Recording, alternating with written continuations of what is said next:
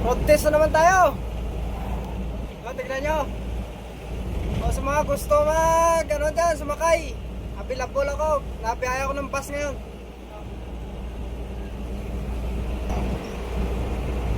Ayan guys. Sa mga gusto sumakay dyan, nabiyaya tayo ng bus ngayon.